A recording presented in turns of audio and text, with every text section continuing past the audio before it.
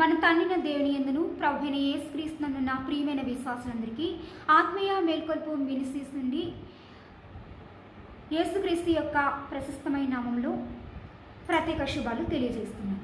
నేటి శుభదినున పరిశుద్ధాత్మ దేవుడు కీర్తనలు 24వ అధ్యాయము మొదటి వచనం ద్వారా మనతో మాట్లాడాలని ఆశిస్తున్నాడు. కొద్ది నిమిషాలు ఈ పరిశుద్ధ లేఖనాన్ని భక్తి శ్రద్ధలతో ధ్యానించి ఆత్మీయ మేలుని శ్రేష్టమైన ఆశీర్వాదాన్ని పొందుకోవాలని ప్రతి ఒక్కరిని యూట్యూబ్లో లైట్ ఆఫ్ బైబిల్ ఛానల్లో ప్రసారం అవుతున్న ఆత్మీయ మేల్కొల్పు మినిస్ట్రీస్ సండే సర్వీస్కి ప్రేమపూర్వకంగా ఆహ్వానిస్తున్నాను. పరిశుద్ధ గ్రంథమందు కీర్తనలు 24వ అధ్యాయము మొదటి వచనం ఈ విధంగా వ్రాయబడి ఉంది. దయచేసి బైబిల్స్ కలిగిన వారు పరిశీలించవలసిందిగా కోరుచున్నాను. భూమియు దాని సంపూర్ణతయు లోకమును దాని నివాసమును యెహోవాయే. ఈ వాక్యం ఇంత పర్యంతం. ప్రభునందు ప్రియ విశ్వాసులారా, ప్రస్తుత వాక్య భాగాన్ని బట్టి మరియు అందులో ఉన్న సత్యం ఆధారంగా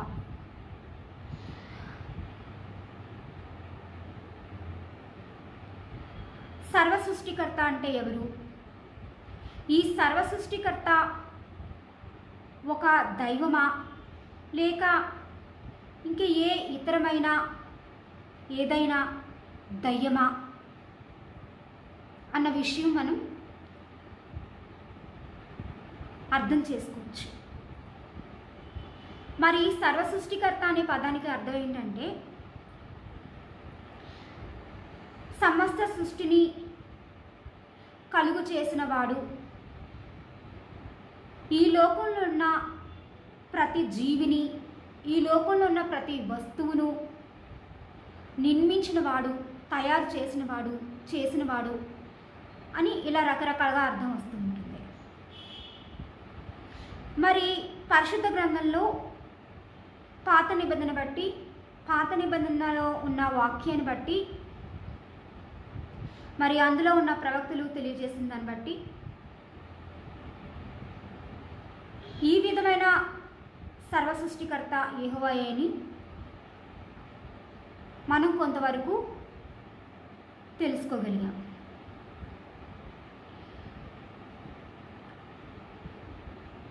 మరి ఈ యెహోవా సర్వ సృష్టికర్తయే కాకుండా ఒక దైవం కూడా. దైవము అంటే మన ప్రాణాన్ని కాపాడుకోవడం కోసం, మన ప్రాణాన్ని తీసే దుష్టుల నుంచి ఒక రక్షణ కోసం, మనం బ్రతకడానికి కావలసిన ఆహారము, నీరు, ఉండడానికి నివాసం ఇస్తూ ప్రతి కష్టంలో విశ్వాసంతో ఉండగలిగే శక్తిని కావాలి అని అడుగుతూ పొందుకోవడం కోసం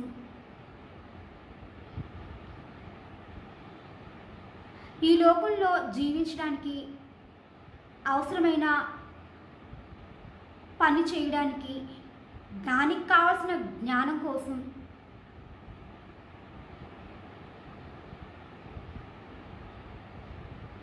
బ్రతిమలాడేది. అంటే ఈ విధంగా ఇలాంటివి పొందుకోవడం కోసం దేన్నైతే మనం ఆశ్రయిస్తామో, అంటే దేని మీద అయితే మనం ఆధారపడి వీటన్నిటినీ బ్రతిమలాడుతూ అడుగుతూ ఉంటాము, మరి దాన్నే దైవమని అనొచ్చు. మరి ఆనాటి కాలంలో ఇలాంటి దైవంగా యెహోవా దేవుడు ఉన్నాడు. మరి కొంతమంది యెహోవాయే సర్వ సృష్టికర్త అని, దేవుడు అని తెలుసుకోగలిగారు. చాలామంది ఈ దేవుడు, ఈ సర్వ సృష్టికర్త యెహోవాయే అని తెలుసుకోలేకపోయారు. అంటే వాళ్ళకి తెలియజెప్పిన వారు ఎవరు లేరు. వారు ఈ విధమైన సత్యాన్ని గ్రహించి ఆశీర్వాదం, దీవెన, మేలు పొందుకునే కృప దేవుడి వారికి ఇవ్వలేదు. మరి ఎవరికైనా దేవుడు ఈ కృప ఇస్తేనే నిజమైన దేవుడు ఎవరో తెలుసుకోగలము. ఆ దేవుని ద్వారా ఆశీర్వాదం, మేలు, రక్షణ అనుభవించగలము. దేవుని కృప లేనిదే ఈ సత్యం తెలీదు. ఈ సత్యం తెలియకపోవడం వల్ల మనకి పాపం నుంచి రక్షణ రాదు, దేవుని ద్వారా పొందుకునే ఆశీర్వాదాలు, మేలులు, అద్భుత కార్యాలు, ఆశ్చర్యకార్యాలు పొందుకోలేదు. ఎందుకంటే ఆ విధంగా మన జీవితంలో జరిగే కృప దేవుడు అనుగ్రహించలేదు. సో మరి దీన్ని బట్టి దేవుని కృప పొందుకున్న ప్రతి ఒక్క వ్యక్తి కూడా ధన్యుడే అని చెప్పచ్చు. మరికపోతే దైవం అంటే ఎవరో కూడా మనం తెలుసుకోవాలి. దైవము మనకి ఇవన్నీ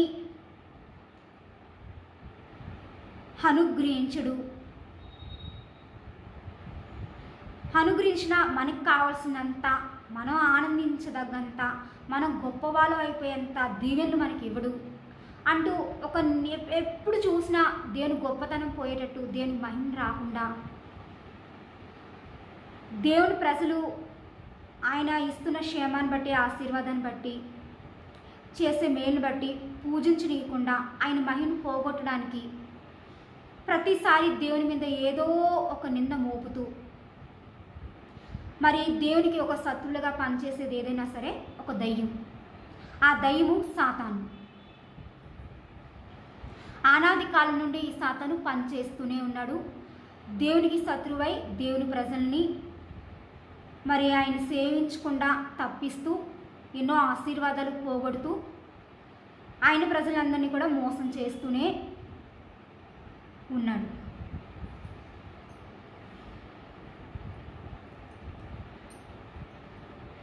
మరి అయితే ఈ యెహోవా దేవుడు అసలు సమస్త లోకాన్ని ఎందుకోసం సృష్టించుకున్నాడు? ఎందుకోసం సృష్టించాడు అంటే, ఈ లోకంలో ఉన్న ప్రతి ఒక్క జీవిని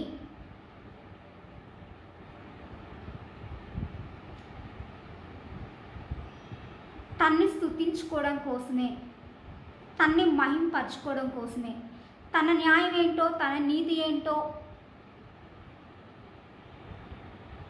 మరి కొంతమంది ప్రజల సమూహానికి, ఆయన్ని నిరంతరం కూడా ఆరాధించే వారికి, స్తుతించే వారికి, ఇంకా ఆయన శత్రువైన సాతానికి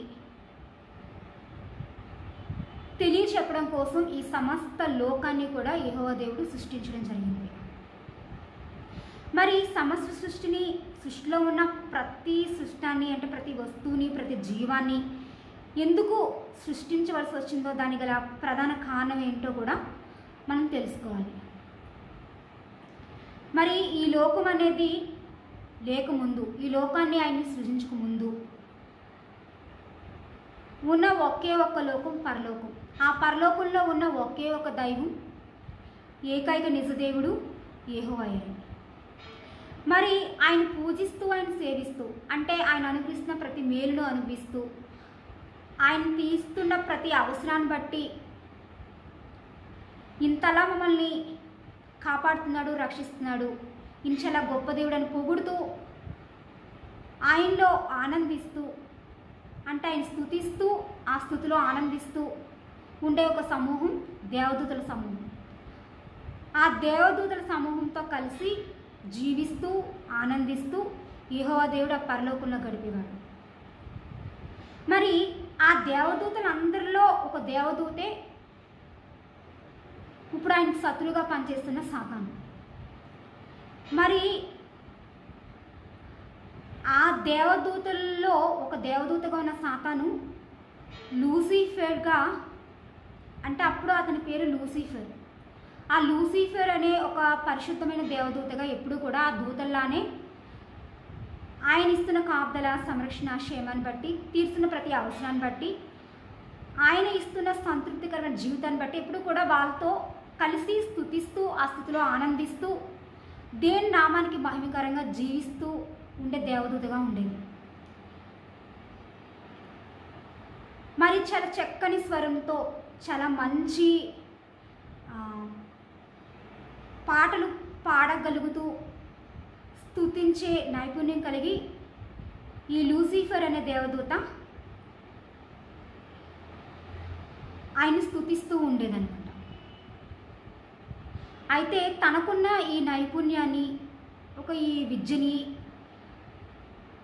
ఇంత బాగా పాటలు పాడే జ్ఞానాన్ని బట్టి గర్వపడడం మొదలు పెడుతూ ఉండేది. ఆహా, నాకు ఇంత జ్ఞానం ఉంది, దేవుణ్ణి ఇంత మంచి స్వరంతో పాటలు పాడుతూ స్తుతించగలను, నేనెంత గొప్పదాన్నో అనుకుంటూ తనలో తానే గర్వించడం మొదలుపెడుతూ ఉండేది. అలాంటి సమయంలో నేను ఈ మహాదేవుడి కన్నా చాలా గొప్పదాన్ని అయిపోయి ఈయనకున్న ప్రభుత్వాన్ని అధికారాన్ని నేను తీసుకొని ఈయనలాగే వీళ్ళందరినీ పాలన చేస్తూ వీళ్ళ చేత ఈ దేవునికి రావాల్సిన గొప్ప మహిమని గౌరవాన్ని పొందుకొని నేనే మహారాజుని అయిపోవచ్చు అని ఒక అత్యాశ దురాశ కలిగి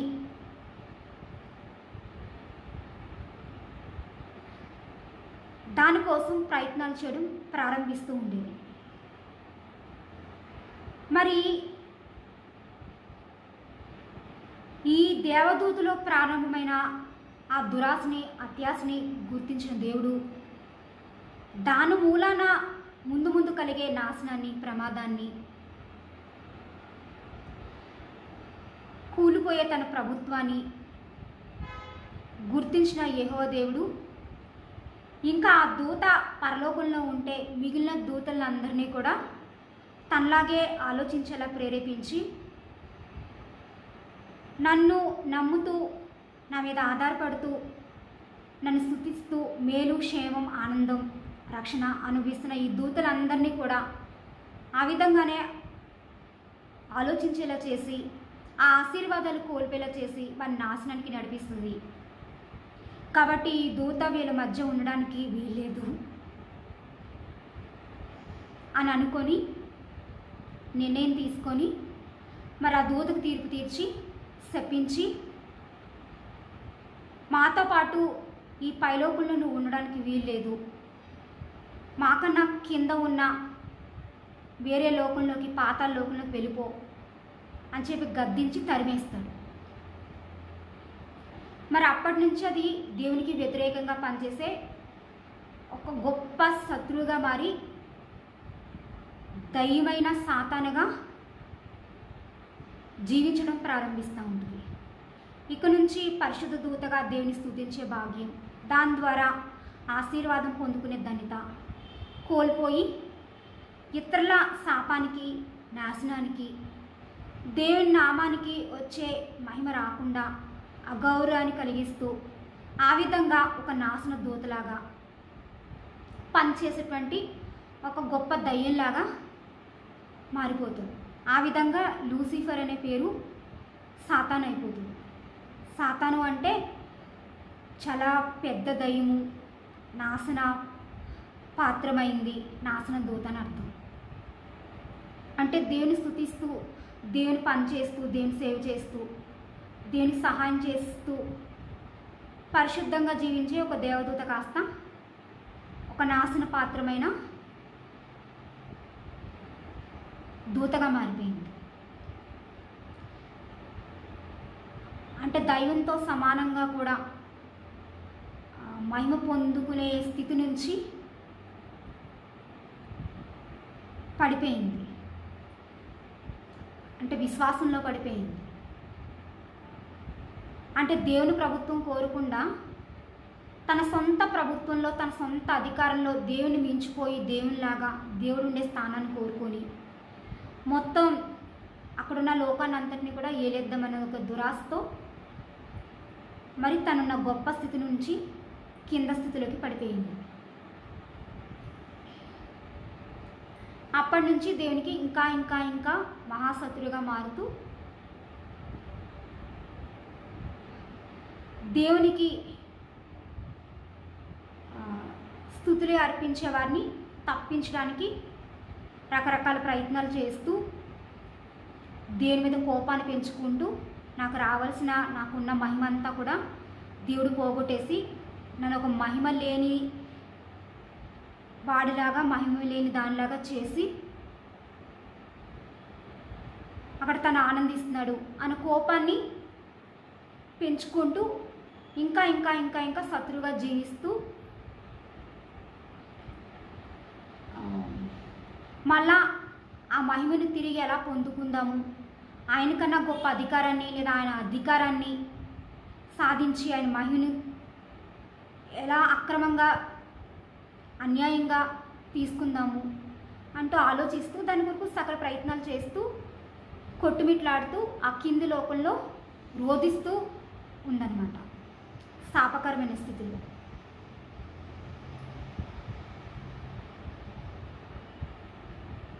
మరి ఆ దూతని వెళ్ళగొట్టినా సరే, ఆ దూతలాగా ఇంకా ఏ దూతైనా సరే, అనేక మంది దూతల సమూహం, ఆ దూతల సమూహంలో మరొక ఏ దూతైనా సరే ఆ దూత వెళ్ళిపోయినప్పటికీ కూడా అదే ఆలోచన మరొక దూతలో పుట్టచ్చు. ఆ విధంగా వాళ్ళ నాశనాన్ని వాళ్ళే తెచ్చుకోవచ్చు. ఆ విధంగా నా ద్వారా అనిపిస్తున్న రక్షణ ఆశీర్వాదాలు కోల్పోవచ్చు.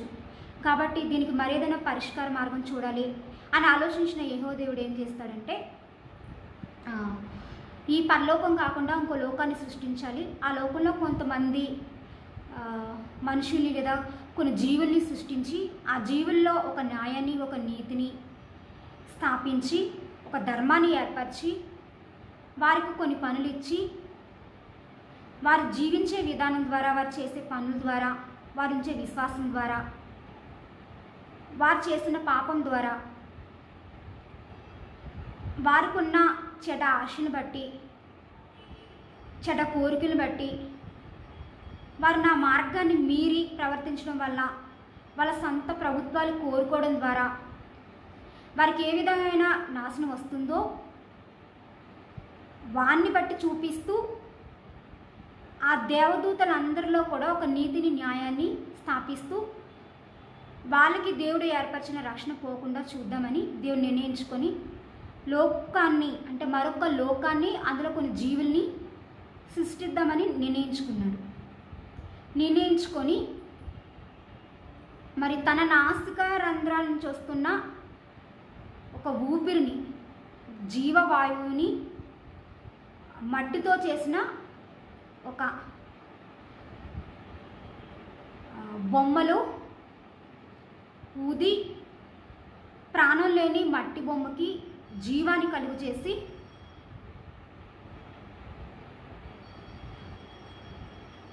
మరొక లోకము, అంటే మరొక సృష్టి, పరలోకమే కాకుండా మరొక లోకము అంటే భూలోకము, ఆ సృష్టి చేసే ప్రయత్నం చేశాడు. మరి అయితే ఆ ప్రాణం ఉన్న జీవిని సృష్టించక ముందు ఆ ప్రాణం ఉన్న జీవి లోకంలో జీవించడానికి అవసరమయ్యే ప్రతిదీ, అంటే మనిషిని సృష్టించక ముందు మనిషి జీవించడానికి అవసరమైన ప్రతి దాన్ని ముందే దేవుడు సృష్టించాడు. అంటే భూమిని సృష్టించాడు, సూర్య చంద్రుల్ని సృష్టించాడు, మనుషులకి వెలుగునివ్వడం కోసం సూర్యుడిని, చంద్రుడిని సృష్టించాడు, మనుషులు జీవించడానికి, నివసించడానికి అవసరమైన భూమి అనే ప్రదేశాన్ని సృష్టించాడు. మరి ఆ జీవులు బతకడానికి కావాల్సిన ఆహారం ఇవ్వడానికి ఆ మనిషి కన్నా కూడా కొంచెం తక్కువ జీవుల్ని సృష్టించాడు. అంటే వాటిని తింటూ మనిషి ఆహారంగా తీసుకొని శక్తిని పొంది జీవించడానికి కోసం ఆ జీవులన్నింటినీ కూడా దేవుడు సృష్టించాడు. ఇవన్నీ కూడా ఒక మాట చేతనే సృష్టించాడు. నువ్వు ఇవి కలుగు అని ఒక మాట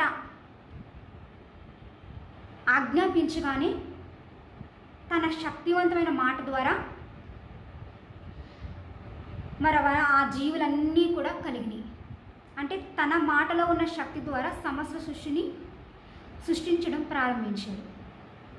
అలాగే తన ప్రాణవాయువును, జీవవాయువును ఊదిని వాటిని అన్నింటినీ సృష్టించిన తర్వాత మనిషికున్న ప్రతి ఒక్క అవసరాన్ని తీర్చడానికి ఏమైతే కావాలో అవన్నిటినీ కూడా తయారు చేసిన తర్వాత అప్పుడు ఆఖరిగా మనిషిని సృష్టించాడు.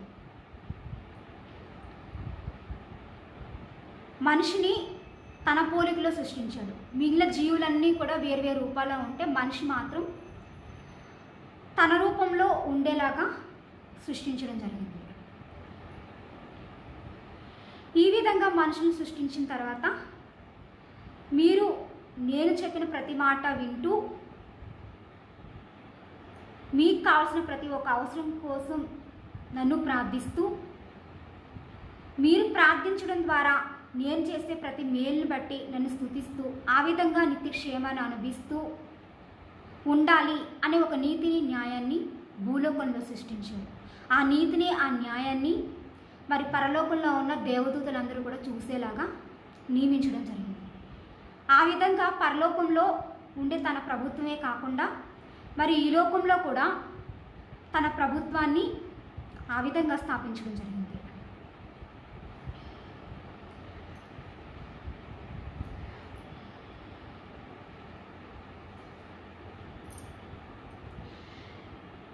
ఇప్పుడు వరకు తను ఒంటరిగా ఉంటూ ఏ విధంగా దేవుని మహిమను అధికారాన్ని తీసుకోవాలి అని ఆలోచిస్తూ ఉన్న సాతానికి ఈ విధంగా సృష్టించిన సృష్టి ద్వారా మరి దానికి మార్గం ఏ విధంగా సరళం చేసుకోవాలి అన్నది ఒక ఆలోచన దొరికిందనమాట. అంటే దేవుడు సృష్టించిన జీవుని ఉపయోగించుకొని తనకున్న దురాశని అత్యాశని నెరవేర్చుకుంటూ దేవుని నామానికి ఉన్న మహిమను పోగొడుతూ ఆ అధికారాన్ని తను సంపాదించుకునే ప్రయత్నం చేయడానికి తాను కూడా నిర్ణయించుకున్నాడు. తనకున్న శక్తిని బట్టి ఆ శక్తిని ఇచ్చింది కూడా పరమదేవుడే. కానీ దేవుని సర్వశక్తి కన్నా ఆ సాతాను యొక్క శక్తి ఏమీ గొప్పది కాదు. దేవుడు సర్వశక్తిమంతుడైతే ఆ సాతాను కేవలం శక్తిమంతుడు మాత్రమే. తనకున్న శక్తితో మనుషులకి ఉన్న దుష్ట కోరికలను తీర్చగలడు, వాళ్ళు చేసే దుష్ట పనులకి సహాయం చేయగలడు, దేవుల్లో ఉన్న విశ్వాసం తప్పించగలడు, దేవునికి ప్రార్థన చేయకుండా చేయగలడు, వారిలో ఒక చెడ్డ కోరికలు చెడ్డ ఆశల్ని పుట్టించి దేవునికి వ్యతిరేకమైన మార్గంలో నడిపించి తప్పించగలడు. ఈ విధంగా సాతాను శక్తి దేవుని శక్తి కన్నా వ్యతిరేకంగా పనిచేయడం ప్రారంభించబడింది. మరి మనసుని సృజించిన దేవుడు అందులో మగ వ్యక్తిని అనగా ఆదాముని సృష్టించాడు. మరి ఆదాముని సృష్టించిన దేవుడు ఆదాముకి ఒక సహాయం ఇవ్వాలి, జీవుల్ని అంతా కూడా ఏలుతూ ఆ కష్టమైన పని అంతా కూడా తను ఒక్కడే చేసుకోలేకపోతున్నాడు. ఆ పని చేస్తున్న సమయంలో అతనికి సహాయం చేసే మరొక వ్యక్తిని సృష్టించాలి అనే ఒక అవసరాన్ని గుర్తించిన దేవుడు మనిషికి అంటే ఆదాము అనే నరుడికి సాటైన సహాయంగా ఒక నారిని సృష్టించాడు, అంటే స్త్రీని సృష్టించాడు. ఆ స్త్రీ హవ్వ. వాళ్ళని ఏకం చేసి భార్యాభర్తలుగా మార్చాడు. ఆ విధంగా వారు దంపతులయ్యారు.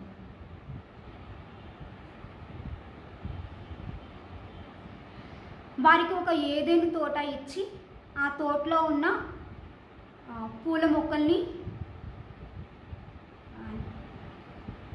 తోటమాలిలాగా జాగ్రత్తగా చూసుకుంటూ వాటి ద్వారా వచ్చే ఫలాలు తింటూ బ్రతకమని, మరి ఇంకా కొన్ని జీవుల్ని ఏలుతూ వాటి ద్వారా కూడా ఆహారాన్ని తీసుకుంటూ బ్రతకమని చెప్పి ఆ తోటని కాయమని చెప్పి ఇచ్చి తను పరలోకంలో దేవదూతల దగ్గరికి వెళ్ళి పరిపాలన చేస్తూ ఉండేవాడు. మరి దేవుడు లేని ఏకాంత సమయంలో ఇదే వారిని మోసపుచ్చడం మంచి సమయం అని గ్రహించి సాతాను వారి ఎద్దుకు వెళ్ళి, మరి ఏ ఫలాలైతే తినొద్దు, మీరు తినడం వల్ల నాకు దూరం అవుతారు, పాపం చేసిన వారయ్యి నా దీవెన ఆశీర్వాదం నిజ జీవం కోల్పోతారు అని దేవుడు ముందుగానే ఇది చెయ్యొద్దు అని చెప్పే ఆజ్ఞను మీరేలాగా సాతాను వాళ్ళని తప్పుడు బోధ చేసి దేవుని పరిశుద్ధ మార్గం నుంచి తప్పిస్తాడు. ఈ ఫలాల్లో ఏ ఫలాలైనా తినొద్దని చెప్పాడా, అవి తింటే మీరు ఎంతో జ్ఞానవంతులు అయిపోతారు, దేవునికున్న గొప్ప స్థానాన్ని పొందుకుంటారు. అంటే ఆనాడు దేవదూతల్లో ఉన్నప్పుడు తనకి ఏ దుష్ట కోరిక ఉందో, ఏ దుష్ట ఆశ ఉందో ఆ కోరికని ఆశని ఒక విషంలాగా ఎక్కించడం జరిగింది. ఆ విధంగా అది ఆది సర్పమైంది. సర్పంలో ఉండేది విషం అన్నమాట. ఆ విధమైన ఆలోచన ఏంటంటే దేవుని నామానికి మహిమ రాకుండా ఆ మహిమ తను సంపాదించుకోవడానికి ట్రై చేసే ఆలోచన ఏంటంటే విషం లాంటిది. ఆ విషం అనేది ఇతరులకి నాశనం కలుగు చేయడానికి ఉపయోగపడుతుంది, తాము నాశనం అయిపోవడానికి ఉపయోగపడుతుంది, ఇతరుల్ని చంపడానికి ఉపయోగపడుతుంది ఆ విషం అనేది. ఆ విధంగా పాము లక్షణం కలిగింది ఆ సాతాను అనే ఒకప్పుడు దేవదూత.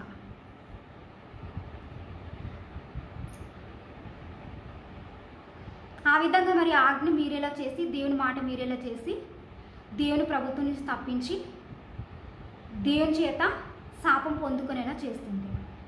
అప్పటి నుంచి కూడా ఇక వేదంతో నువ్వు పిల్లల్ని ధరించి నీ సృష్టిని వృద్ధి చేసుకుంటా అని చెప్పి హవ్వకి శాపాన్ని ఇస్తాడు. ఎందుకంటే మొదటిగా సాతాను మాటలు తప్పుడు ప్రేరేపణ విని మొదట మోసపోయింది హవ్వ. తాను మోసపోయి ఆ ఫలాన్ని భర్తకు కూడా ఇచ్చి భర్తను కూడా దేవుని పరిశుద్ధ మార్గం నుంచి తప్పించింది. అందుకని ఆ స్త్రీ శ్రమపడుతూ ప్రసవ వేదన అనుభవిస్తూ కష్టపడి నీ జనాన్ని వృద్ధి చేసుకోవాలి, నీ సంతాన్ని వృద్ధి చేసుకోవాలి అని చెప్పి ఒక శాపాన్ని ఇస్తాడు. ఆ విధంగా ఆ స్త్రీ యొక్క పాపం మూలాన మనిషి సంతానం అనేది వృద్ధి చెందడం జరుగుతూ వచ్చింది. ఈ విధంగా చాలామంది జన సమూహం అనేది అంటే జనసంఖ్య అనేది ఆదాము హవ్వల ద్వారా పెరగడం జరిగింది.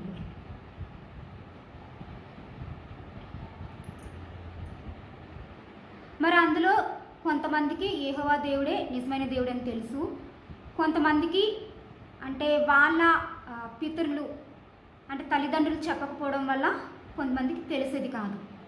కొంతమందికి ఆ తల్లిదండ్రులు చెప్పడం ద్వారానే యెహోవాయే దేవుడు అని తెలిసేది. ఆయన ఆశ్రయిస్తే, ఆయన ప్రార్థిస్తే మనకి క్షేమం, రక్షణ, మనకు కావాల్సిన ప్రతి అవసరం తీరుస్తూ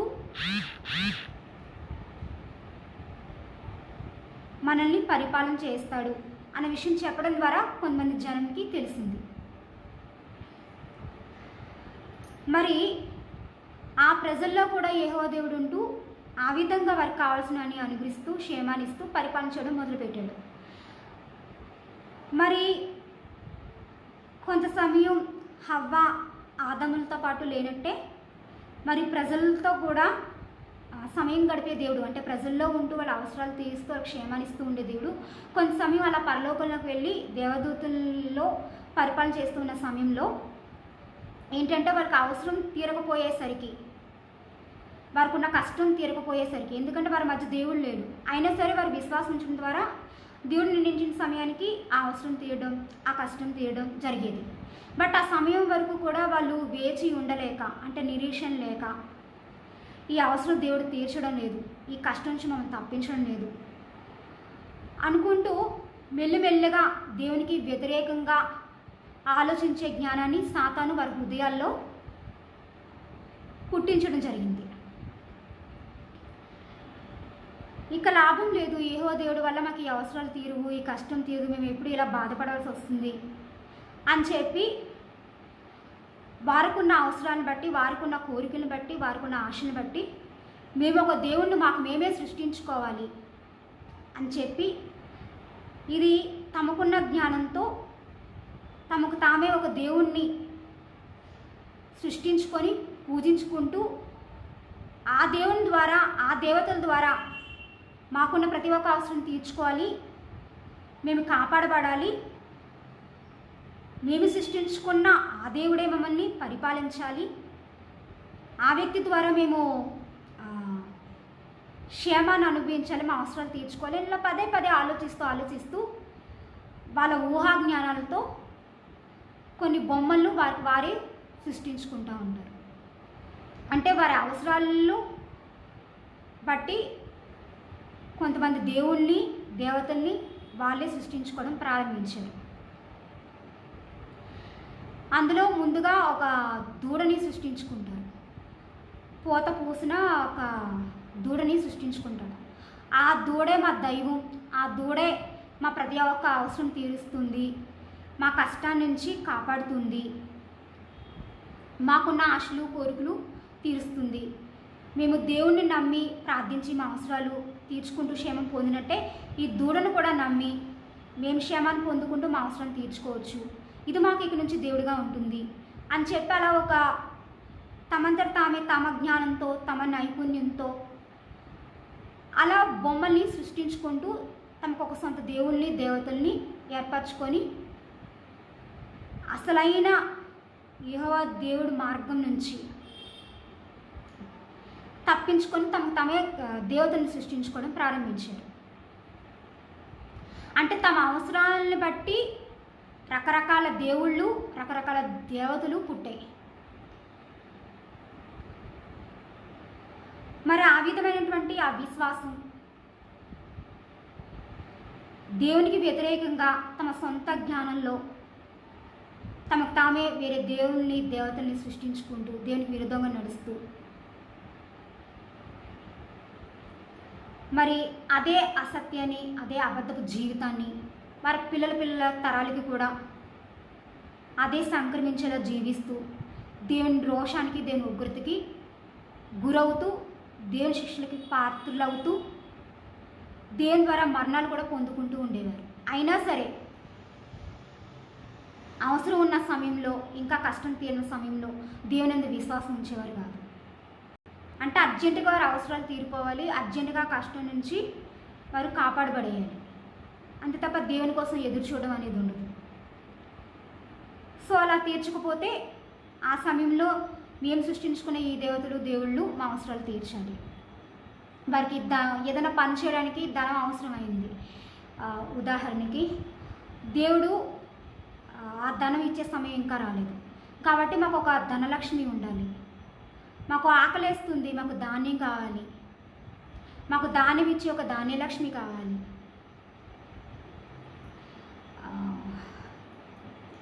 మా పనులకి ఆటంకం కలుగుతుంది, ఆటంకం తప్పించి ఒక దేవుడు ఎవరైనా కావాలి, దానికి మేము ఒక గణపతి అనే ఒక విగ్రహాన్ని చేసుకుంటాం, వినాయకుడు అనే ఒక విగ్రహాన్ని చేసుకుంటాం. సో ఆ వ్యక్తి విఘ్నాలను తొలగిస్తాడు, అంటే మా పనులకు ఆటంకాలను తొలగిస్తాడు, మా పనులకు కావాల్సిన నైపుణ్యం విద్యా జ్ఞానం ఇవ్వడానికి ఒక సరస్వతీదేవి కావాలి. సో ఒక బొమ్మను చేసుకొని దాన్ని మాకు ఈ విధంగా జ్ఞానాన్ని ఇచ్చే ఒక దేవత, ఆమె పేరు సరస్వతీదేవి, మేము పూజిస్తే మాకు జ్ఞానం వచ్చేస్తుంది అని చెప్పి ఆ విధంగా తమ అవసరాలను బట్టి తమకున్న కష్టాలను బట్టి తమ ఊహల ద్వారా ఒక అబద్ధపు దేవుళ్ళని దేవతల్ని సృష్టించుకోవడం ప్రారంభించడం జరిగింది.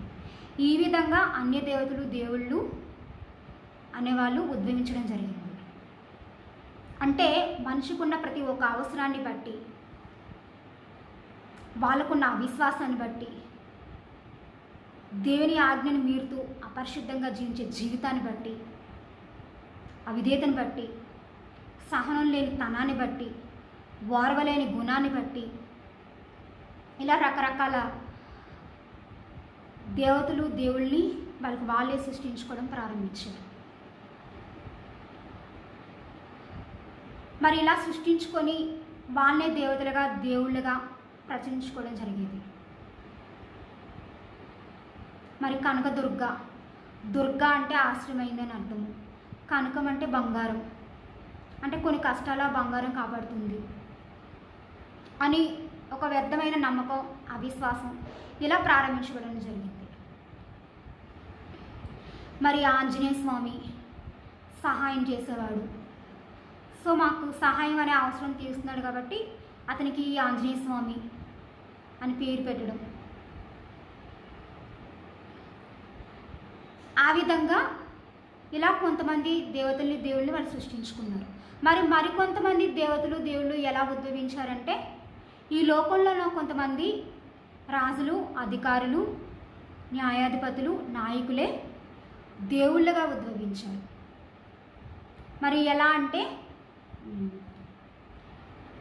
రాజులు అనగానే తమ అధికారంలో ప్రజల అవసరాలు తీరుస్తూ వారు ఏ కష్టమన్నా చెప్తే ఆ కష్టం తీర్చడానికి ఒక మంచి ఆలోచన చెప్తూ ఈ మార్గంలో నడిస్తే మీకు ఈ సమస్య పరిష్కారం అవుతుంది నేను ఆలోచన చెప్తూ వాళ్ళకి కావాల్సినవన్నీ ఇస్తూ ఈ తప్పు మీరు చేస్తే ఇది మీకు మంచిది కాదు అని తెలియజేస్తూ ఉండే అధికారులుగా అప్పటి రాజులు ఉండేవారు. వాళ్ళే నాయకులు, వాళ్ళే అధికారులు. సో వారి ద్వారా ఈ విధంగా మేము జీవించడానికి కావాల్సిన జ్ఞానం దొరుకుతుంది, మా అవసరాలు తీరుతున్నాయి. సో ఈ అధికారులే, ఈ రాజులే, ఈ నాయకులే మా దేవుళ్ళు, దేవతలు అని ఒక తప్పుడు అపోహ ద్వారా, తప్పుడు ఆలోచన ద్వారా ఆ విధంగా మరికొంతమంది దేవుళ్ళని, దేవతల్ని వాళ్ళకి వాళ్ళే సృష్టించుకోవడం ప్రారంభించింది.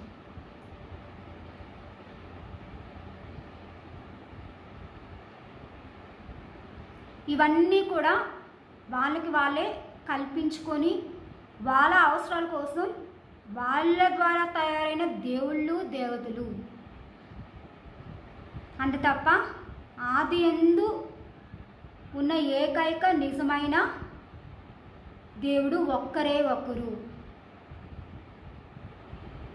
మరికి ఏ దేవుడు, దేవత వాస్తవానికి లేరు. ఈ విధంగా అనేకమైన దేవతలు, దేవుళ్ళు ఉద్భవించారు.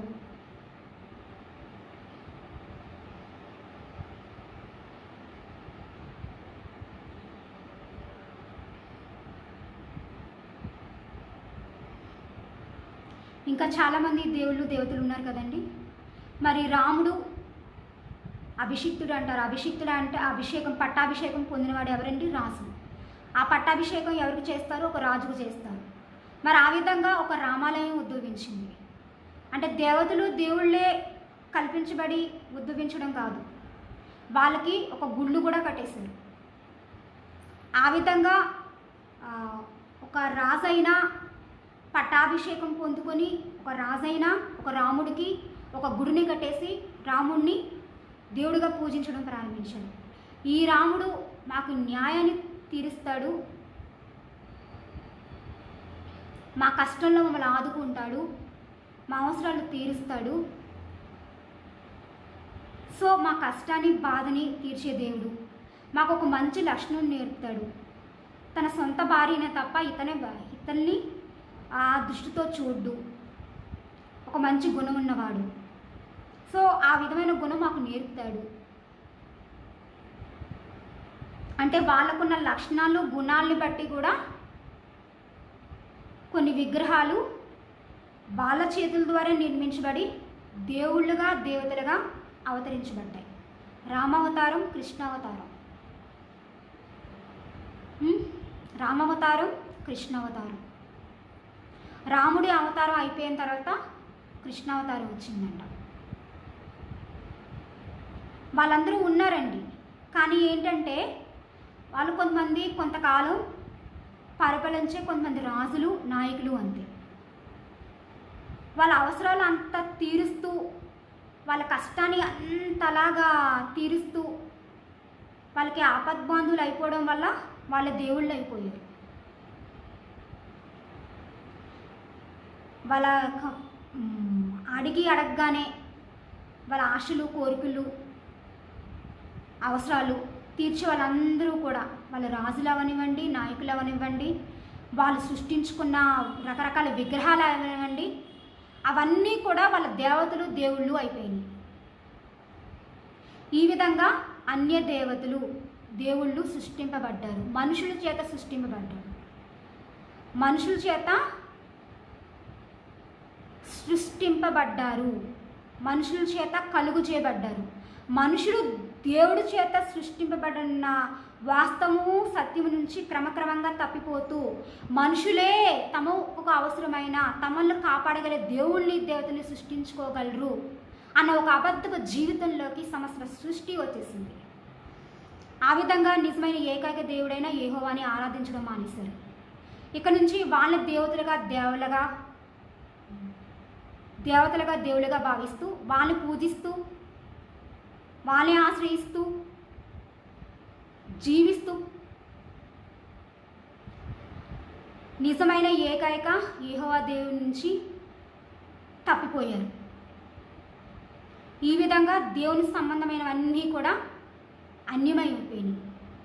అంటే తనకి సంబంధించిన కానివన్నీ కూడా అన్యమైనవి. ఆ విధంగా అన్ని దేవతలు పుట్టారు, అన్ని దేవుళ్ళు పుట్టారు. వాళ్ళని ఆశ్రయిస్తున్న ప్రజలందరూ, దేవుని ప్రజలందరూ కూడా అన్య సంబంధమైన ప్రజలైపోయారు, అన్యస్తులైపోయారు, అన్యజనులైపోయారు. దేవుని సొంత జనులు అని అనిపించుకుంటూ దేవుని ద్వారా నిజంగా ఆశీర్వాదాలు మేలులు పొందుకుంటూ ఆయన కాపుదల సంరక్షణ నిజంగా అనుభవిస్తూ నిజమైన ఏకైక దేవుని ఆరాధిస్తూ ఆ విధంగా సత్యంలో ఉన్న వారందరూ కూడా అబద్ధ జీవితాల్లోకి వచ్చేసారు. దేవుని సొంత జనులందరూ కూడా ఆ విధంగా అన్యజనులు అయిపోయారు. ఆ విధంగా దేవుని విరోధమైన మార్గంలోకి వారిలో సాతాను ప్రేరేపణ కలుగు చేసి తమ ప్రభుత్వంలో తన సొంత జ్ఞానంలో తమకు కావాల్సిన వాటిని అన్నింటినీ అనుగ్రహించే వాటిని వారే సృష్టించుకునేలా చేసి వాళ్ళ నాశనానికి వాళ్ళని నడిపించి దేవుని ద్వారా ఒకనాడు ఘోరమైన తీర్పుకు వారు గురవుతారు, ఘోరమైన శిక్ష వాళ్ళు పొందుకుంటారు అనే నాశనానికి మరి ఆ సాతాను నడిపించడం జరిగింది.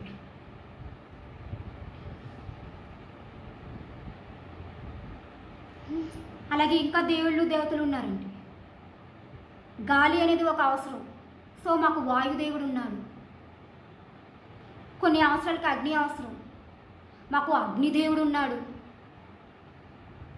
మరి మా దాహం తీర్చడానికి కొంచెం నీరు అవసరం, మాకు పలానా గంగమ్మ తల్లి ఉంది, గంగా నది మా దేవత, ఆ జలదేవత.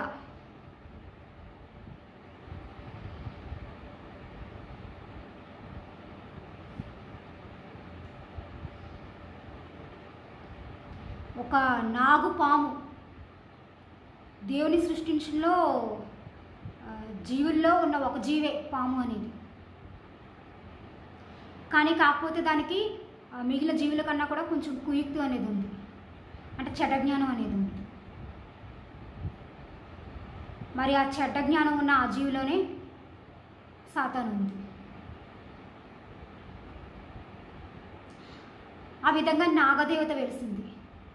కొంచెం పాలు పోస్తే ఆ జీవికి తమ కష్టాలు తీరుస్తుంది,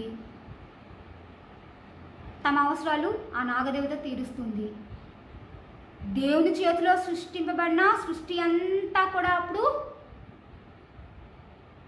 ఆ ప్రజలందరికీ దేవతలు దేవుళ్ళు అయిపోయారు. అంటే దేవుడు సృష్టించిన సృష్టి అంతా దేవుడు అయిపోయాడు. అంతే తప్ప ఆ సృష్టిని సృష్టించిన దేవుడు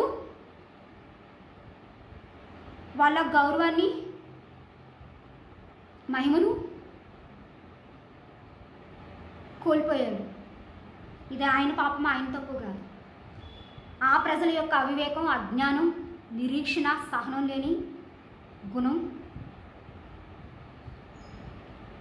కారణమైంది.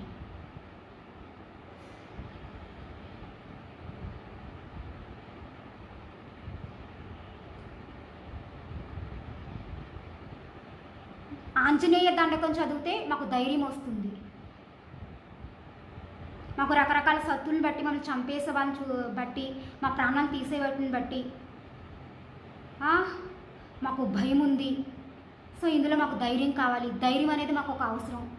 ఆ ధైర్యం అనే ఒక అవసరం తీర్చే వాడు ఆంజనేయుడు. సో ఆంజనేయ దండకం చదివితే మాకు ధైర్యం వస్తుంది. ఒక అవసరాన్ని బట్టి, ఒక కష్టాన్ని బట్టి వాళ్ళకు వాళ్ళే సృష్టించుకున్న దేవుళ్ళు దేవతలు, అన్ని దేవతలు దేవుళ్ళై ఉన్నారు. మరి కొంతమంది ఆ విధంగా నమ్ముకున్న వాళ్ళందరూ కూడా అందరు దేవుళ్ళు ఒకరే అండి, అందరికీ దేవుడు ఒకడే ఉందని కొంతవరకు చెప్పగలుగుతున్నారే తప్ప ఆ దేవుడు యెహోవా దేవుడే. ఆనాడు కాలంలో ఒకే ఒక్క దేవుడు ఉండేవాడు, ఇన్ని దేవతలు దేవుళ్ళు మనుషులు సృష్టించేసుకున్నారు అన్న సత్యంలోకి చాలామంది రాలేదు, కొంతమంది వచ్చారు. లేదు ఒకే ఒకటి దేవుడు ఉన్నారు, వీళ్ళందరినీ కూడా వీళ్ళు మనుషులే సృష్టించుకున్నారు అని కొంతమంది తెలుసుకున్నారు.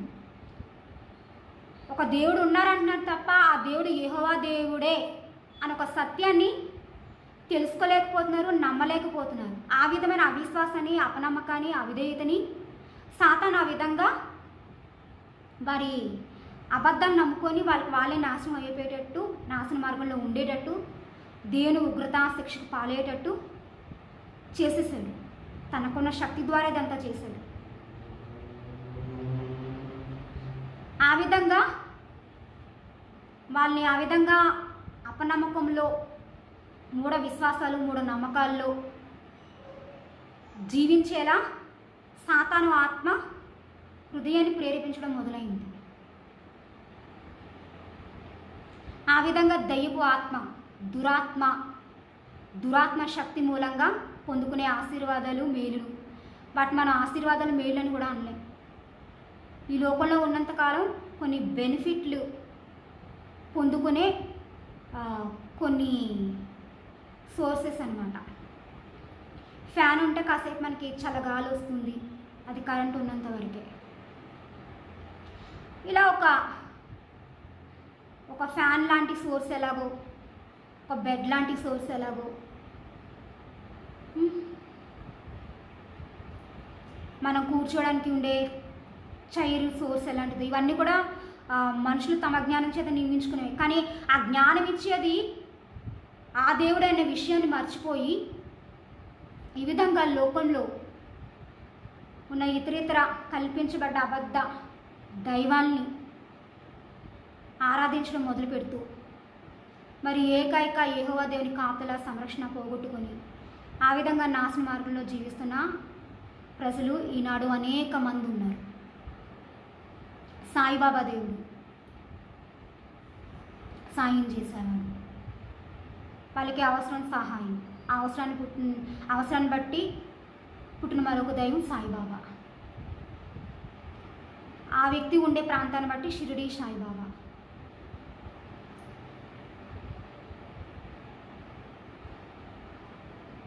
ఈ విధంగా ఇన్ని దేవుళ్ళు ఈ విధంగా ఉద్భవించారండి. మరి ఈ సత్యాన్ని దేవుని ప్రవక్తలు చెప్పినా, దేవుడే చెప్పినా,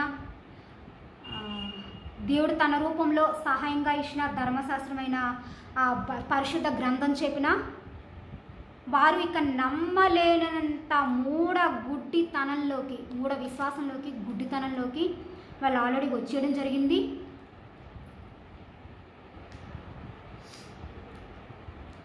ఆ విధంగా ఇంకా అవిశ్వాసాన్ని, దేవుని మీద అవిశ్వాసాన్ని, అంటే సత్యంలో అవిశ్వాసాన్ని, అబద్ధంలో విశ్వాసాన్ని పెంచుకుంటూ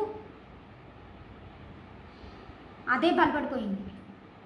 ఫర్ ఎగ్జాంపుల్ వైరస్ వ్యాప్తి చెంది ఇంకా రోగాలు ఎలాగా చాలా తీవ్రంగా ప్రబలుతాయో, ఒక భయంకరమైన న్యూస్ ఎలా వైరల్ అయిపోతుందో, అలా అందులోనే అంటే అబద్ధంలోనే స్థిరపడిపోయారు. సత్యంలో స్థిరపడే కన్నా సత్యవంతుడైన దేవుల్లో లేకపోవడమే అసత్యంలో ఉండడం. మరి వారంతా కూడా అసత్యంలో ఉన్నారు. ఒకవేళ దేవుడు నిజమైన దేవుడు యెహోవాయే అని చెప్పి ఒక పరిశుద్ధ గ్రంథాన్ని ఇచ్చిన, అలా చెప్పే ప్రవక్తలు ఉన్నా, సేవకులున్నా, నమ్మలేని ఘోరమైన స్థితిలోకి వారిని సాతాను పడద్రోస్తాడు. మహా అయితే అన్ని మతాలు ఒకటే, అందరి దేవుళ్ళు ఒకటే, మీ దేవుడు యెహోవా అయితే మా దేవుడు ఇది, మిమ్మల్ని ఈ లోకంలో ఉన్న అందరినీ సృష్టించిన వాడు యెహోవా దేవుడే. కొంతమంది నాయకులను కూడా చాలా ఘనంగా ఎంచుతూ చాలా మంచి గౌరవాలు ఇస్తున్నారండి. మహాత్మా గాంధీ మా సత్యం అహింస ప్రబోధించాడు, ఇంత గొప్ప మంచి నాయకుడు ఉన్నారన్నారు తప్ప మరి తన చెప్పిన సత్యము, తన చెప్పిన అహింస, శాంతి యెహోవా దేవుడు చెప్పగా యేసుక్రీస్తు నేర్చుకొని ప్రజలకి చెప్పగా ఆ ప్రజల్లో ఒకడైన మహాత్మా గాంధీ నేర్చుకున్నాడు కాబట్టి ఆ మహాత్మా గాంధీకి ఆ యెహోవా దేవుని ద్వారా యేసుక్రీస్తు ద్వారా వచ్చింది. కాబట్టి ఈ నాయకుడి కన్నా ఆ యెహోవా దేవుడు, ఆ యేసుక్రీస్తే గొప్ప సో వాళ్ళని పూజించాలి, యెహోవా దేవుని పూజించాలి, యేసుక్రీస్తుని స్తుతించాలి అన్న వాస్తవంలోకి సత్యంలోకి రాలేకపోతున్నారు. అంటే వాళ్ళ నుంచి నేర్చుకొని చెప్పే వాళ్ళైనా సరే గౌరవిస్తున్నారు, దేవుళ్ళుగా కూడా భావించేస్తున్నారు. ఒక బానిసత్వం నుంచి విడుదల అది వచ్చిందని వాళ్ళకు కూడా ఈ లోకంలో ఉన్నంత వరకు మాత్రమే అవసరమైన విషయంలో పోరాడిన వాళ్ళని సహితం చాలా గొప్ప చేసేస్తూ మాట్లాడుతున్నారు, పొగుడుతున్నారు. కానీ వాళ్ళు దేవుడి నుంచి నేర్చుకున్నవి ఆ దేవుడి నుంచే వచ్చినాయి కాబట్టి మూలం ఆదేందు మూలం అదే, సమస్త సృష్టికి కారణభూతుడు, సమస్త సృష్టికి ఆధారం యెహోవా దేవుడే అన్న విశ్వాసం ఎవరిలోనూ లేకుండా పోయింది. అక్కడి నుంచే వచ్చినాయి అని గ్రహించలేకపోతున్నారు. చెప్పినా సరే అర్థం చేసుకోవడం లేదు.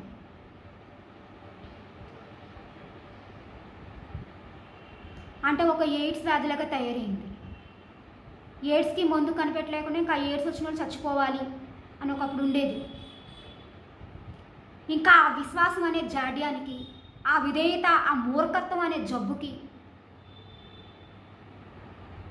మందు అనేది లేకుండా పోయింది.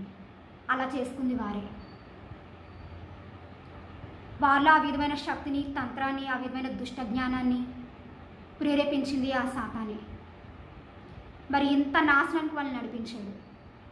మరి ఒకటండి, మరి ఇంకో చోట ఉంటుంది సామెతలు 16వ అధ్యాయము. మరి ఇంకా వాళ్ళు ఎందుకు అలాగే ఉంటారు అనడానికి ఒక కారణం అనమాట. అందులో చాలామంది యేసుక్రీస్తు విశ్వాసం ఉంచితే ఇంకా వాళ్ళకున్న వ్యర్థమైన అవిశ్వాసాలు విడిచిపెట్టి ఇంకా రక్షణలోకి వస్తారు. మరి ఇంకొంతమంది ఇంకా ఎప్పటికీ రారంట. ఆ విధంగా భక్తిహీనులుగానే, అవిధేయులుగానే, అవిశ్వాసులుగానే జీవిస్తూ నాశనానికే పోతారంట. మరి పరలోక రాజ్యం సమీపించినప్పుడు దేవుని రెండవ రాకడ వచ్చి లోకం అంతటికి కూడా తీర్పు తీసిన సమయంలో కొంతమందికి అస్సలు రక్షణ రాదు అంటే, మరి ఆ విధమైన వారిని దేవుడు ఎందుకు సృష్టించాడు? ఎందుకంటే ఆ మనుషుల్ని పుట్టించింది దేవుడే కదా. ఎందుకంటే వాళ్ళ తల్లులకి తండ్రులకి ఆ గర్భాన్ని బహుమానంగా ఆ గర్భాన్ని కలుగు చేసింది దేవుడే. మరి ఆ విధమైన సృష్టిని ఎందుకు సృష్టించూ వచ్చాడు? ఆ విధమైన భక్తిహీనులు ఎందుకు కలుగు చేశాడు అన్నది మనకి సామెతల గ్రంథము 16వ అధ్యాయంలో మనకి జవాబు తెలుస్తుంది.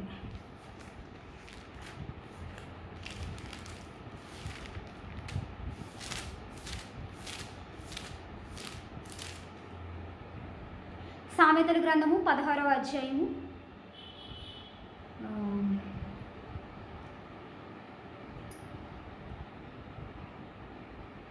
4-5 వచనాలండి.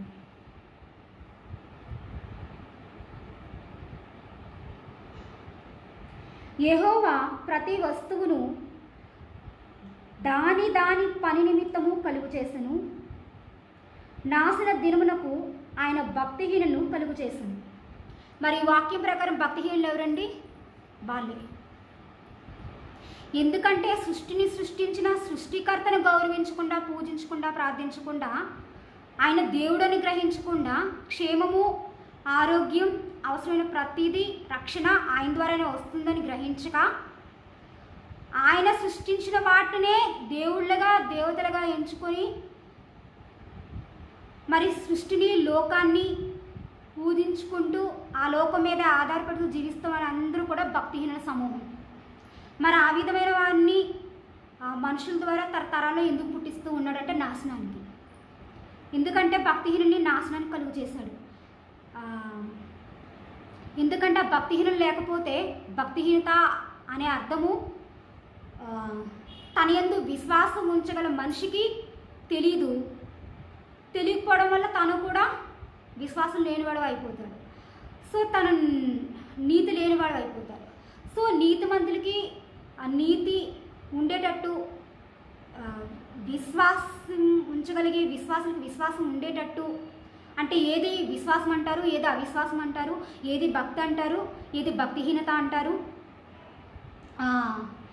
ఏది నీతి అంటారు, ఏది దుర్నీతి అంటారు, ఏది పాపం అంటారు, ఏది పాపం కాదు అంటారు. ఇలాంటివన్నీ కూడా నీతిమంతులు అంటే నీతిమంతులుగా తన యందు విశ్వాసం నుంచి జీవించగలిగిన వారు నేర్చుకోవడం కోసం ఒక సాదృశ్యంగా ఒక మోడల్స్గా వాళ్ళని కలుగు చేయడం జరుగుతుంది. అంటే వాళ్ళలాగా ఉంటే, వాళ్ళలాగా ఈ విధమైన పాపం చేస్తే నీతిమంతులైన మనం, విశ్వాసమైన మనం తీర్పు దినాన వాళ్ళకు వచ్చే నాశనమే పొందుకుంటాం అని తెలియచెప్పడం కోసం భక్తిహీనుల్ని కూడా దేవుడు సృష్టిస్తూ వచ్చాడు. ఇది సత్యం అండి.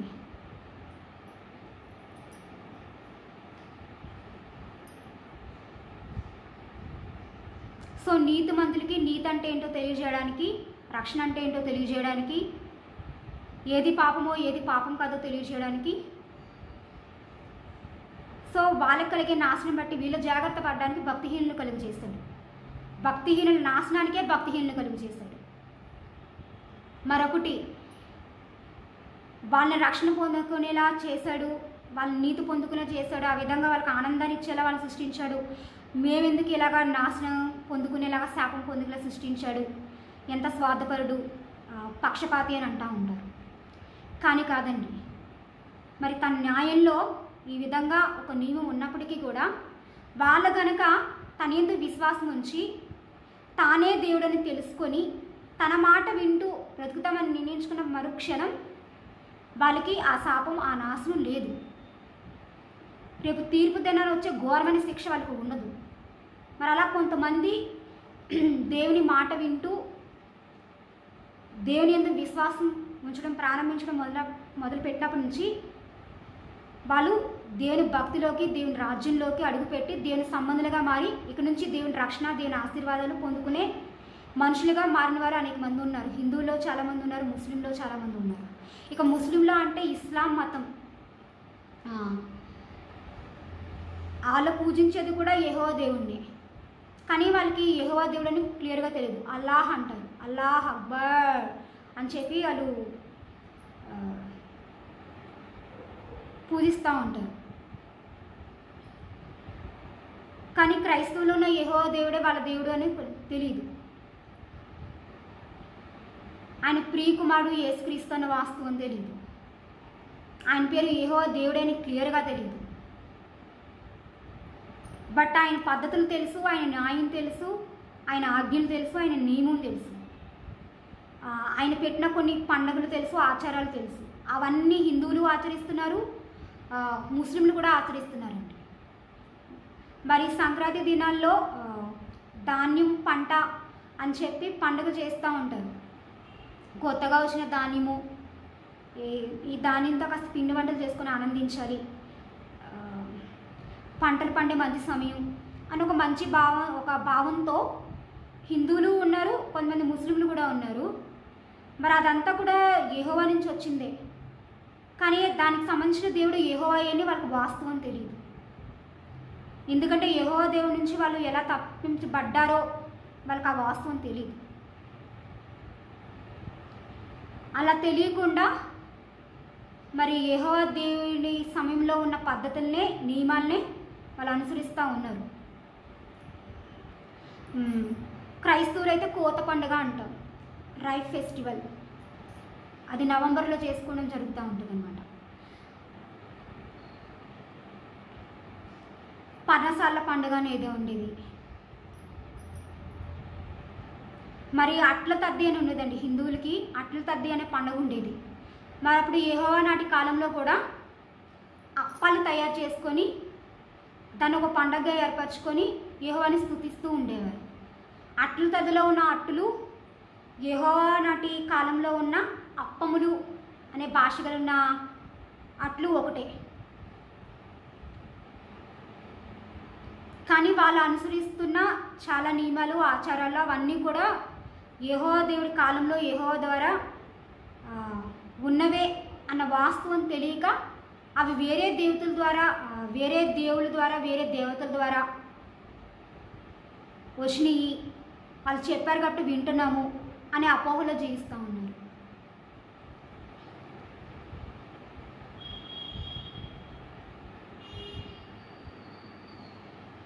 మరి రాజులు రాజ్యాలు వాళ్ళ జీవించే కాలంలో వాళ్ళ జీవిత కథలు కొన్ని పండుగలు అయిపోయినాయి. దీపావళి,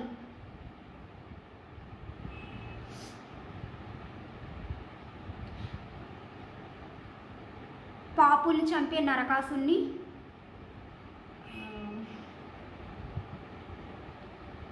దుర్గ చంపేసి మంచి వాళ్ళందరినీ కూడా రక్షించేసింది.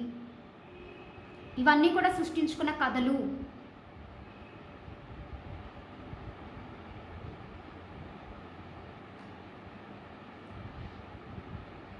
మరి ఇలా కల్పితాల్ని వాస్తవాలుగా నిజమైన దైవాలుగా అనుసరిస్తూ జీవిస్తున్న వాళ్ళు అనేక మంది ఉన్నారు. మరి వీళ్ళందరూ కూడా దేవుని సత్యంలో లేరు. ఈ విధంగా అన్యజనులు అనే సమూహం దేవుని సొంత ప్రజలు అనే సమూహం నుంచి వేరుపరచబడింది. వాళ్ళ నాశనానికి నడిపించబడ్డారు. దేవుని యందు ఇంకా విశ్వాసం ఉంచుతూ ఉన్నవాళ్ళు వాళ్ళ పిల్లలకి దేవుని యందు విశ్వాసం ఉంచాలి, ఈయనే మన నిజమైన దేవుడు అని చెప్తూ వాళ్ళ పిల్లల్ని ఎవరైతే తయారు చేస్తారో అలా కొంతమంది దేవుని సొత్తైన ప్రజలుగా ఉన్నారు. వాళ్ళలో కూడా కష్టం వచ్చినప్పుడు, బాధ వచ్చినప్పుడు, అవసరం తీరినప్పుడు మాటి మాటికి దేవుడు అన్యాయస్తుడు, మా అవసరం తీర్చడం లేదు, కష్టం తప్పించడం లేదు, మేము స్తుతించడం అని ఆ విధంగా అవిధేయులకి తీయబడ్డ జనులు కూడా సొంత జనుల్లో ఇంకా విశ్వాసం ఉంటుంది అని చెప్పుకున్న వాళ్ళు కూడా ఉన్నారు.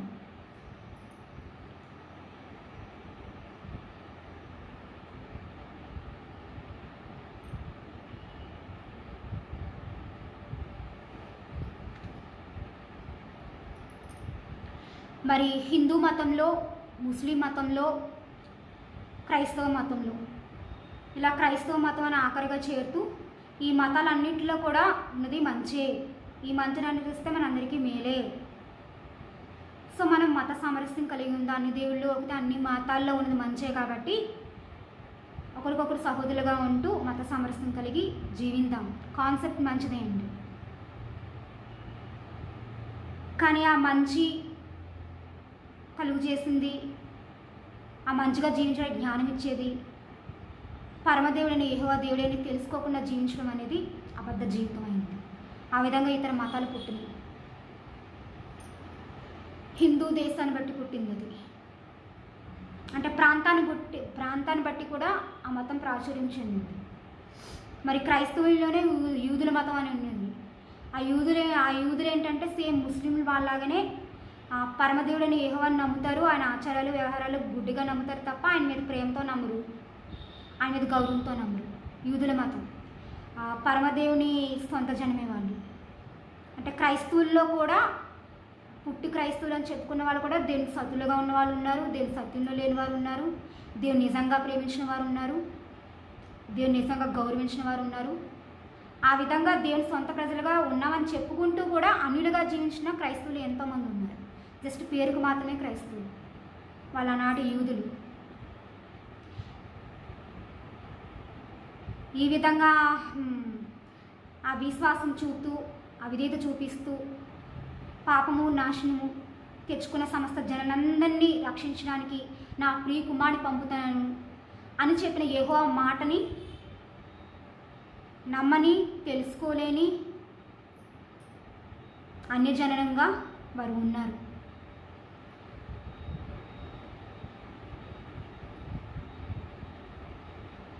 మరి ఆ విధంగా కూడా క్రైస్తవ మతస్థులు అని చెప్పుకునే వాళ్ళు కూడా అన్యులుగా ఉన్నవాళ్ళు ఉన్నారు. నిజంగా ఎవరు దేవుని సొత్తైన ప్రజలంటే ఎవరైతే దేవుని మాట నమ్ముతారో, ఆ మాటలో మాకు క్షేమం ఉంది, ఆశీర్వాదం ఉంది, ఆ మాట ప్రకారం మేము జీవిస్తే మేము తప్పక రక్షణ అనుభవిస్తాం, దేవుని న్యాయాన్ని పొందుకుంటాం, దేవుని సత్యంలో ఉన్న ఆనందాన్ని అనుభవించగలం అని ఎవరైతే నమ్ముతారో వాళ్ళే దేవుని సొత్తైన ప్రజలండి. వాళ్ళే ఏకైక నిజ దేవుడైన యెహోవా ప్రజలు.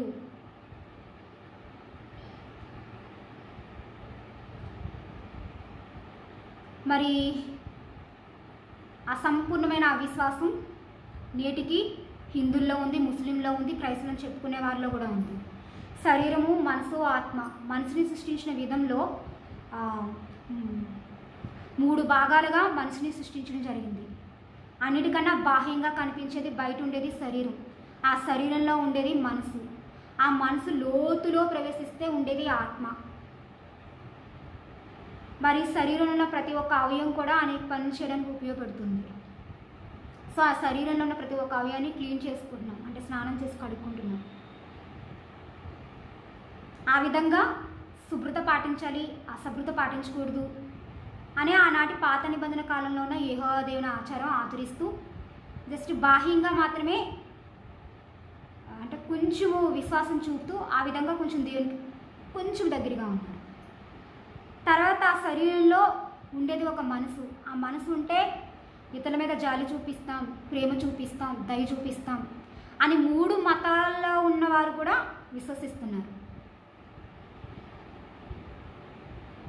అయితే నిజమైన యెహోవా దేవుడి వల్ల ఈ మంచి గుణం పొందుకోవడానికి జ్ఞానం పొందుకున్నాము, లేదా ఈ లక్షణాలు ఉన్న అయోమైన మనసుని, హృదయాన్ని దేవుడే ఇచ్చాడు కదా, ఆ పరమదేవుడని, ఏకైక నిజదేవుడని యెహోవా దేవుడే ఇచ్చాడు కదా అనే కాన్సెప్ట్ లేకుండా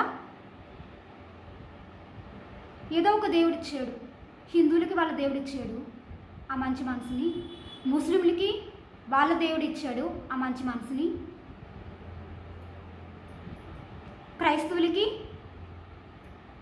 కష్టం వస్తే, అవసరం తీరకపోతే ఆ మంచి మనసు, అది కలిగిన మంచి లక్షణాలు పోయేవి ఇచ్చాడు. ఇలా నమ్ముతూ వచ్చేవారు అనమాట. మరి శరీరం, మనసు వరకే హిందూ జ్ఞానము, హిందూ మతము, ముస్లిం మతము ఆధారపడి ఉంది.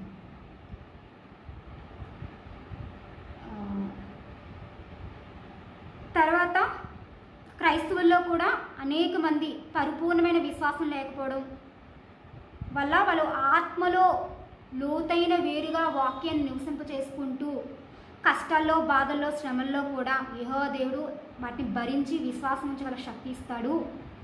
ఆ సమయంలో కూడా సాతాను ముందు దేవుని మహిమపరిచి దేవునికి విజయాన్ని ఇస్తూ తాము విజయవంతమైన విశ్వాసులుగా జీవించాలి అనే ఒక లోతైన కాన్సెప్ట్ లేకుండా ఉన్న క్రైస్తవులు కూడా ఉన్నారు.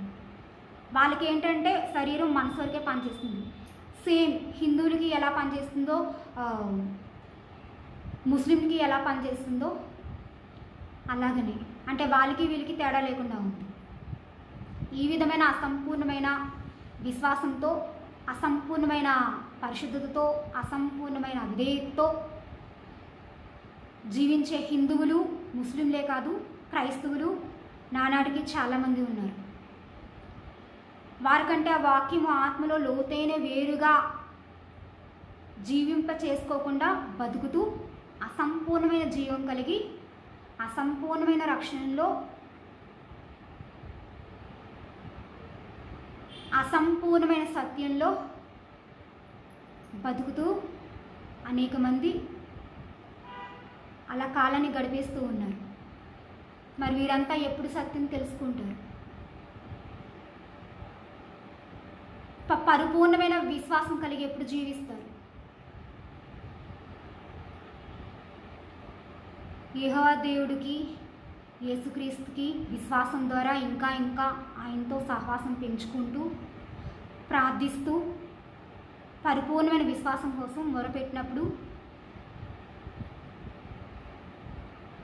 ఆయన చెప్పిన ప్రతి మాట నెరవేర్చడానికి ఆసక్తి ఎవరైతే ఎక్కువ కలిగి ఉంటూ ఆయనతో సహవాసం ఎక్కువగా చేయడానికి ఇష్టపడతారో వాళ్ళందరిలో కూడా అసంపూర్ణమైన విశ్వాసం సంపూర్ణమవుతుంది. అసంపూర్ణమైన విధేయత సంపూర్ణమైన విధేయతగా మారుతుంది. అసంపూర్ణమైన జ్ఞానం సంపూర్ణమైన జ్ఞానంగా మారుతుంది. అసంపూర్ణమైన సత్యం సంపూర్ణమైన సత్యంగా మారుతుంది. అసంపూర్ణమైన న్యాయం నీతి సంపూర్ణమవుతాయి. మరి ఈ విధంగా దేవుని సర్వసత్యంలోకి ప్రతి విశ్వాసిని నడిపించబడాలని నేడు పరమతండ్రి అయిన యెహోవా దేవుడు, ఆయన ప్రియకుమారుడైన మన లోక రక్షకుడైన యేసుక్రీస్తు ఎంతగానో ఆశిస్తూ ఉన్నారు. ఈ విధంగా మనల్ని నమ్మించడానికి వాళ్ళు పంపిన సహాయంగా పంపిన పరిశుద్ధాత్మ ఎంతగానో దుఃఖిస్తూ ఉన్నారు.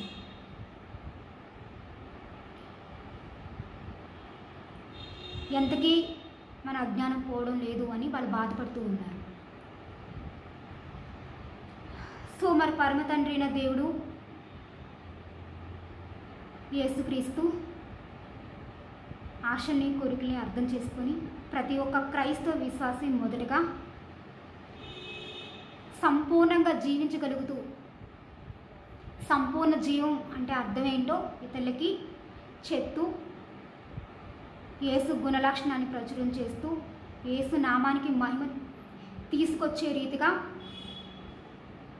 జీవించగలిగినప్పుడు మరి కొంతమందినైనా సరే వారి అబద్ధ జీవితాల నుంచి తప్పించి దేవుని సత్యంలోకి నడిపించగలడం అనేది వాస్తవం.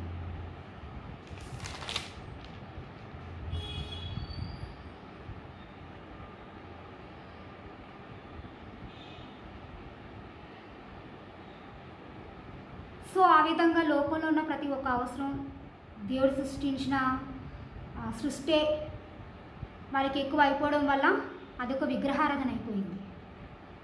అంటే లోకం మూలన వచ్చే సంతోషం అంతా కూడా దానికి ఎక్కువ ప్రాధాన్యత ఇవ్వడం వల్ల అదొక విగ్రహారాధనగా భావించి, సో నన్ను తప్ప వేరొక దేవుని పూజించకూడదు అని చెప్పిన ఆజ్ఞను మీరుతూ పాపం చేసేవారుగా చాలామంది క్రైస్తవులోనే ఇంకా ఉన్నారు.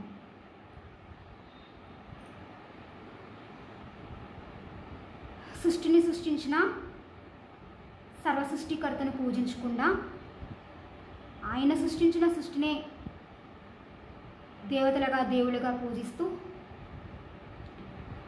ఇంకా సంపూర్ణంగా రక్షణలోకి రాకుండా, ఇంకా సంపూర్ణంగా ఆశీర్వాదాలు అనిపించకుండా ఉన్న అనేక మంది ప్రజలంతా కూడా నేడు ఈ సత్యాన్ని గ్రహించి మనోనేత్రాన్ని వెలిగించుకోవడానికి విశ్వాసం ద్వారా, ప్రార్థన ద్వారా దేవుని దగ్గరికి వచ్చి మరి నిజమైన వెలుగులో, నిజమైన సత్యంలో జీవిస్తూ దేవుని ద్వారా అనేకమైన ఆశీర్వాదాలు సొంతం చేసుకోవాలని, మరి దేవుని రాకడ సమయంలో, మహాతీర్పు సమయంలో ఆయన మీ కొరకు ఆ విధంగా సర్వసత్యంలోకి రావడం ద్వారా నిర్ణయించిన గొప్ప శ్రేష్టమైన బహుమానాన్ని పొందుకోవాలని ప్రియ క్రీస్తు సుదాసులుగా ప్రతి ఒక్కరిని కోరుకుంటున్నాను.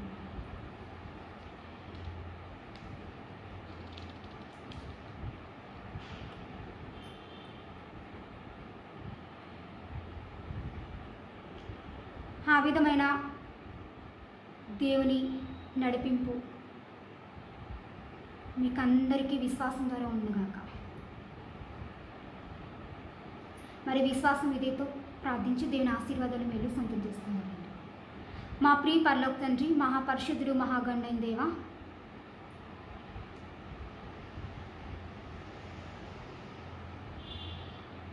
సర్వశక్తి మంత్ర, సర్వోన్నతుడ, సర్వాధికారి అయిన ప్రభువ, సకల ఆశీర్వాదాలకు కారణభూతులకు దేవ, సకల సృష్టిని సృష్టించిన సృష్టికర్త, మీ అతి పరిశుద్ధ నామానికి అనేకమైన స్తుతులు స్తోత్రాలు చెల్లిస్తున్నాం తండ్రి. నేడు మనదిన విశ్వాస జీవితాల్లో మరి అబద్ధంగా కల్పించిన ప్రతి సృష్టాన్ని పూజిస్తూ మరి నిజమైన దేవుడైన మిమ్మల్ని ఆరాధించకుండా మీ యందు సంపూర్ణమైన విశ్వాసం లేకుండా, తద్వారా మేము పొందుకోవాల్సిన ఆశీర్వాదాలు సంపూర్ణంగా పొందుకోలేని స్థితిలో మేము ఉన్నట్లయితే యేసయ్య, మా పాపాన్ని, మా అజ్ఞానాన్ని, అవివేకాన్ని మా నుంచి తీసివేయమని మీ యందు సంపూర్ణమైన విశ్వాసం కలిగి మరి మీ ద్వారానే మీ చిత్తానికి అనుకూలమైన రీతిగా మీ మాట ప్రకారం మేము ప్రతి ఒక్క ఆశీర్వాదము పొందుకుంటూ మీ కృప మహదైశ్వర్యంలో ఆనందించే ధన్యత నేడు విశ్వాసంతో ప్రార్థించే ప్రతి ఒక్కరికి అనుగ్రహించి నీ సర్వసత్యంలోకి నడిపించి అంతకంతకు ఫలింపచేయమని మరి నేను అక్కడ పర్యంతం వరకు కూడా రక్షణ తప్పించబడకుండా నీ నిత్య రక్షణలోకి వచ్చి నీ జీవము అనుభవించి పరలోక రాజ్యంలో నీతో పాటు శాశ్వతంగా ఆనందించే కృప అనుగ్రహించమని మా ప్రభును రక్షకుడినే సతి పరిశుద్ధ నామంలో నమ్ముట నీ వలతే నమ్మకి సమస్తం సదని విశ్వాసంలో నీ నామ మహిమాద నిత్యంగా నీ సర్వసత్యంలోకి నడిపింపబడి నీ నిత్య రక్షణ పొంది నా పరమ తండ్రి ఆమేన్. ప్రభు అయిన యేసుక్రీస్తు కృప వీధులైన పరిశుద్ధుల ఆత్మకు తోడైంది గాక ఆమేన్.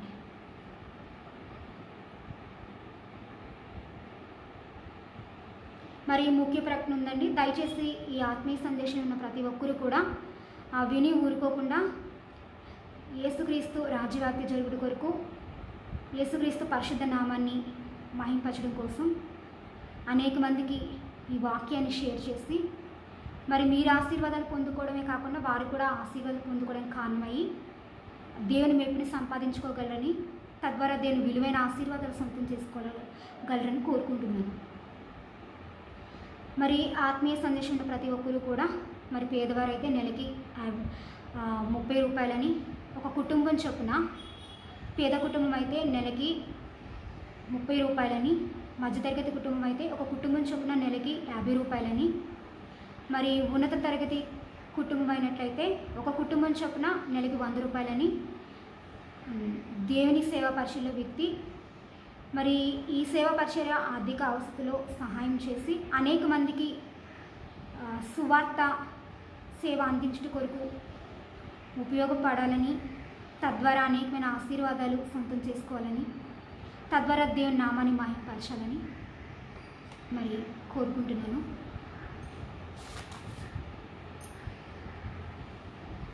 మరి మీరు చెల్లించాల్సిన కృతజ్ఞతాస్తుతులు, హృదయపూర్వకంగా అర్పించదలసిన కానుకలు యూపీఐ ద్వారా నా ఫోన్ నెంబర్ 9014340294కి ఫోన్పే ఆర్ గూగుల్ పే చేసి దేవుని నామాన్ని మహిమపరచండి.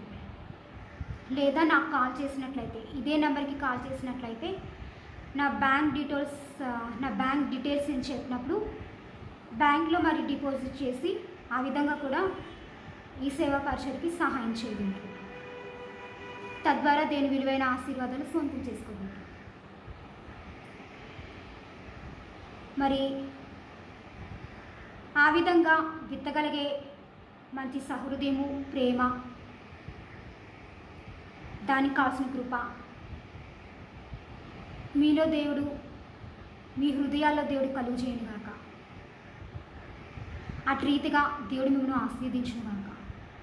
ఇట్లు ప్రియ క్రీస్తు దాసరాలు B Vijayavahini MSc BEd graduate in basic Bible course from ఆత్మీయ మేల్కొల్పు ministries, light of Bible channel in YouTube, east point colony, Chinawaltair, Visakhapatnam, Andhra Pradesh. దేవుని కృప మీ అందరికీ తోడైన గాక. ఆమేన్. May God bless you all.